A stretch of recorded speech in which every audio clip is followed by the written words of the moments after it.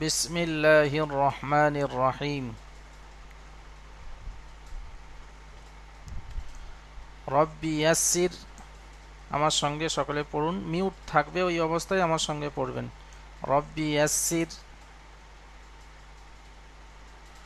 ওয়ালা তুআসসির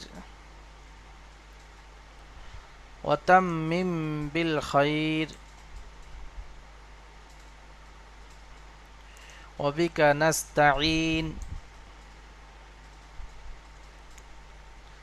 ইয়া ফাত্তাহ রব্বি জিদনি ইলমা।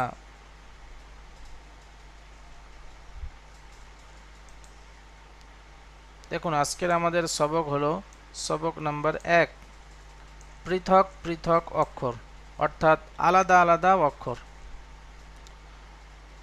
অক্ষর চেনার জন্য তিনটে জিনিস আপনাদের মাথায় রাখতে হবে, তিনটে জিনিস আপনাদের খেয়াল করতে হবে খুবই প্রয়োজনীয়ভাবে। 1 নম্বর হলো অক্ষরের আকৃতি। অক্ষরকে কেমনভাবে দেখতে লাগে, দেখতে কেমন, তার আকৃতি কেমন। প্রত্যেকটা অক্ষরের আকৃতি দেখুন আলাদা আলাদা। কিছু অক্ষর আছে দেখতে আকৃতি একই রকম, শুধুমাত্র নুক্তার পার্থক্য। এই যে নিচে যে একটা ডট মতো দেওয়া আছে, এটাকে বলা হয় নুক্তা। সকলে বলুন মিউট অবস্থায়, কি বলা হয়? নুক্তা।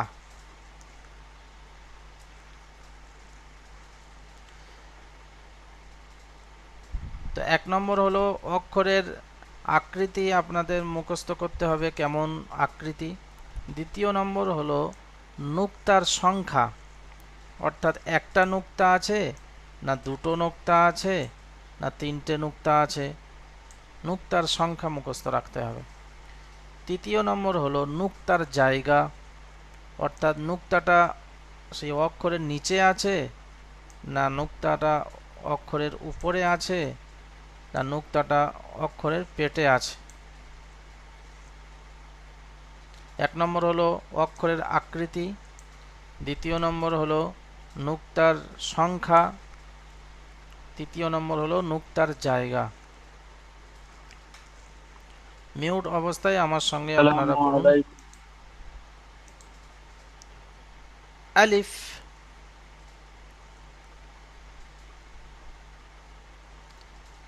মিউট অবস্থায় আমার সঙ্গে পড়ুন। আলিফ আলিফ আলিফ আলিফ এমনভাবে পড়বেন না, বরং আলিফ। দেখুন এখানে একটা ক্রস চিহ্ন দেওয়া আছে, এর মানে হলো যে এই অক্ষরটি পড়ার সময় যেন কোনো রকম ভাবে টান যেন না হয়।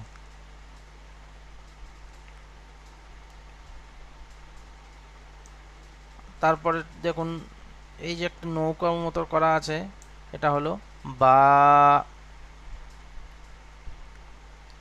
এখানে দেখুন 1 লেখা আছে, অর্থাৎ এই অক্ষরটি 1 আলিফ পরিমাণ টান হবে। 1 আলিফ পরিমাণ বলতে কতটুকু সময়? আমার দিকে দেখুন ভালো করে। খোলা আঙ্গুলকে স্বাভাবিকভাবে বন্ধ করতে যতটুকু সময় লাগে, এই সময়টুকুকে বলা হয় 1 আলিফ পরিমাণ। অথবা বন্ধ আঙ্গুলকে স্বাভাবিকভাবে খুলতে যতক্ষণ সময় লাগে, এই সময়টুকুকে বলা হয় 1 আলিফ পরিমাণ। খোলা আঙ্গুলকে বন্ধ করতে যতটুকু সময় অথবা বন্ধ আঙ্গুলকে খুলতে যতটুকু সময়, এই সময়টাকে স্বাভাবিকভাবে, না স্পিডে না একদম স্লোভাবে, স্বাভাবিকভাবে বন্ধ করতে বা স্বাভাবিকভাবে খুলতে যতক্ষণ সময় লাগে, এই সময়টুকুকে বলা হয় 1 আলিফ পরিমাণ। এই 3টি অক্ষর দেখুন আকৃতি দেখতে একই রকম, নুক্তার পার্থক্য এবং নুক্তার জায়গার পার্থক্য। বায়ের নিচে দেখুন 1 নুক্তা নিচে আছে এবং নুক্তা আছে কয়টি? 1টি। তায়ের দেখুন উপরে নুক্তা আছে এবং কয়টি নুক্তা আছে? 2টি নুক্তা আছে। তায়ের দেখুন উপরেই নুক্তা আছে এবং 3টি নুক্তা আছে। বাকি দেখতে আকৃতি একই রকম, নুক্তার পার্থক্য এবং নুক্তার জায়গার পার্থক্য। এবং তার সাথে সাথে এই 3টি অক্ষরই এক আলিফ পরিমাণ করেই টান হবে। বা,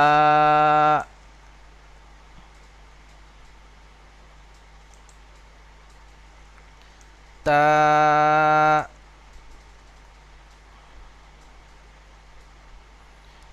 সা,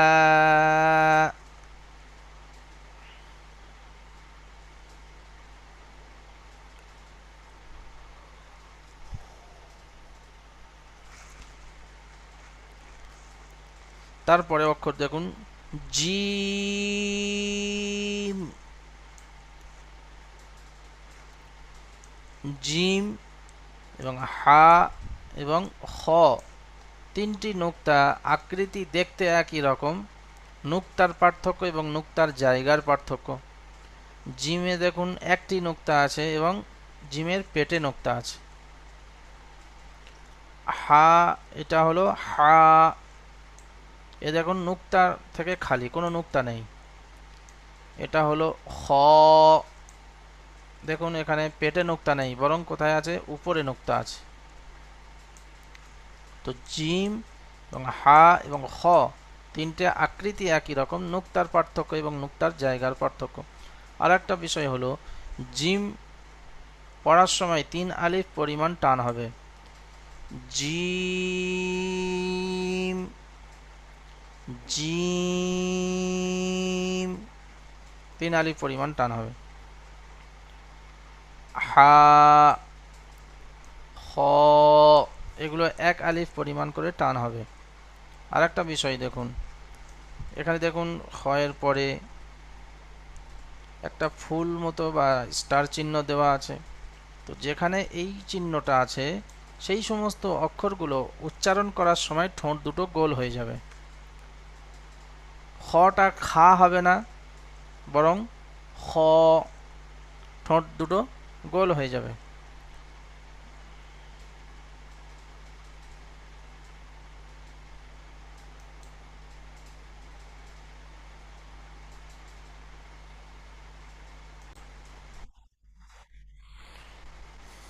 জি দেখুন, খ উচ্চারণ করার সময় ঠোঁট দুটো গোল হয়ে যাবে, ঠোঁট দুটো খ, খা হবে না। ঠোঁটটাকে যেন, যদি খা বলেন তাহলে ভুল হবে, কেননা এই অক্ষরটি উচ্চারণ করার সময় আওয়াজটা যেমন হওয়া দরকার তেমনই হচ্ছে না। সেই জন্য এই অক্ষরগুলো যেখানে দেখবেন এরকম ফুল মতো দেওয়া আছে বা স্টার চিহ্ন দেওয়া আছে, সেখানে সেই সমস্ত অক্ষরগুলো উচ্চারণ করার সময় ঠোঁট দুটো গোল হবে। খ, খ, সকলে পড়ুন আমার সঙ্গে সঙ্গে, মিউট অবস্থায় থাক, ওই অবস্থায় পড়ুন। খ,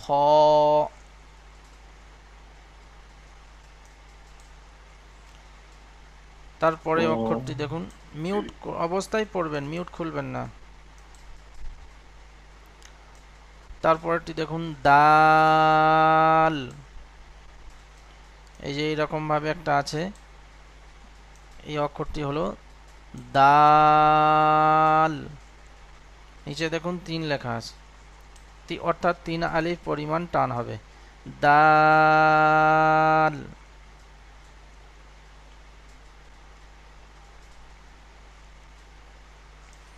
তারপরেরটি দেখুন জাল,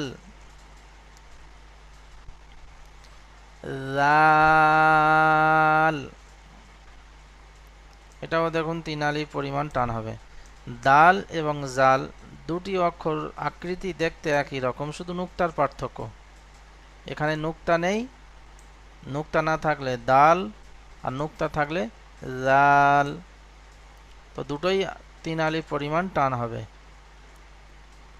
দাল,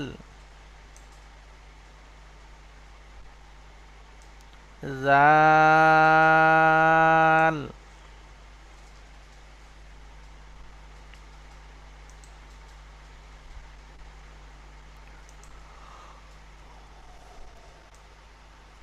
তারপরে দেখুন র, জা, র এবং জা দুটি আকৃতি দেখতে একই রকম, শুধু নুক্তার পার্থক্য। নুক্তা ছাড়া হলে এরকম আকৃতি র, আর নুক্তার সঙ্গে আসলে নুক্তা যদি বা থাকে তাহলে এটা হবে জা। এটা হলো র, এক আলিফ পরিমাণ টান হবে। জা, এক আলিফ পরিমাণ টান হবে। তারপরেরটি দেখুন, সিন।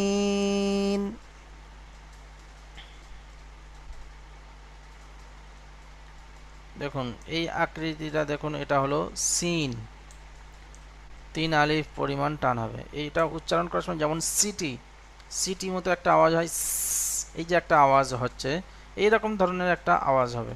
সিন পাতলা ভাবে, সিন। আর এটা মোটাভাবে উচ্চারণ হবে শিন। যেমন গরুর শিং হয়, তো ঠিক ওই রকমভাবে শিং যেমন উচ্চারণ বলে যে গরুর শিং, ঠিক ওই রকমভাবেই উচ্চারণটা হবে শিন, তিন আলিফ পরিমাণ টান হবে। সিন এবং শিন দুটি অক্ষর দেখতে একই রকম, শুধু নুক্তার পার্থক্য, আর দুটোই তিন আলিফ পরিমাণ টান হবে।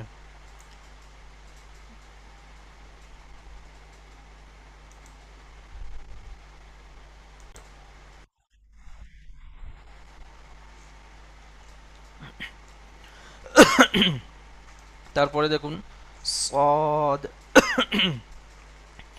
সদ, দেখুন তিন আলিফ পরিমাণ টান হবে। এবং এখানে দেখুন স্টার চিহ্ন আছে, অর্থাৎ সদ উচ্চারণ করার সময় ঠোঁট দুটো গোল হবে। তারপরে দেখুন জদ, জদ উচ্চারণ করার সময় ওই রকমভাবে ঠোঁট দুটো গোল হবে। সদ এবং জদ উচ্চারণ করার সময় ঠোঁট দুটো গোল হবে। সদ এবং জদ আকৃতি একই রকম দেখতে, শুধু নুক্তার পার্থক্য, দুটোই তিন আলিফ পরিমাণ করে টান হবে। তাহলে তিনটে বিষয় আপনাদের মুখস্থ রাখতে হবে অক্ষর চেনার জন্য। এক নম্বর হলো অক্ষরের আকৃতি, দ্বিতীয় নম্বর হলো নুক্তা সংখ্যা, একটা নুক্তা না দুটো নুক্তা না তিনটে নুক্তা, নুক্তার সংখ্যা। তৃতীয় নম্বর হলো নুক্তার জায়গা, অর্থাৎ উপরে আছে না নিচে আছে না পেটে আছে, কোন জায়গায় নুক্তাটা আছে সেটা খেয়াল করতে হবে অক্ষর চেনার জন্য। অক্ষরটা সহিভাবে শুদ্ধভাবে পড়ার জন্য আপনাকে খেয়াল করতে হবে এক আলিফ পরিমাণ টান হবে না বিনা টানে পড়তে হবে না তিন আলিফ পরিমাণ টান হবে। আর একটা বিষয় হলো যে অক্ষরটি উচ্চারণ করার সময় যদি এইরকম স্টার দেওয়া থাকে সেই অক্ষরের কাছে বা ফুলের চিহ্ন থাকে, তাহলে আপনাকে সেই অক্ষরটি উচ্চারণ করার সময় ঠোঁট দুটো যেন গোল হয়ে যায়। যেমন দেখুন এখানে খয়ের উপরে আছে, যেমন এখানে সাদের উপরে আছে, যেমন এখানে জদের উপরে আছে। এই অক্ষরগুলো উচ্চারণ করার সময় ঠোঁট দুটো গোল হয়ে যাবে। এক আলিফ পরিমাণ তিন আলিফ পরিমাণ যে টানের সময়টা বললাম, যে একটা বন্ধ আঙ্গুলকে স্বাভাবিকভাবে খুলতে যতক্ষণ সময় অথবা খোলা আঙ্গুলকে বন্ধ করতে যতক্ষণ সময়, সেই সময়টুকু হলো এক আলিফ পরিমাণ। তিন আলিফ পরিমাণ মানে তিনটে আঙ্গুল স্বাভাবিকভাবে খুলতে যতক্ষণ সময় লাগে, সেটা হলো তিন আলিফ পরিমাণ।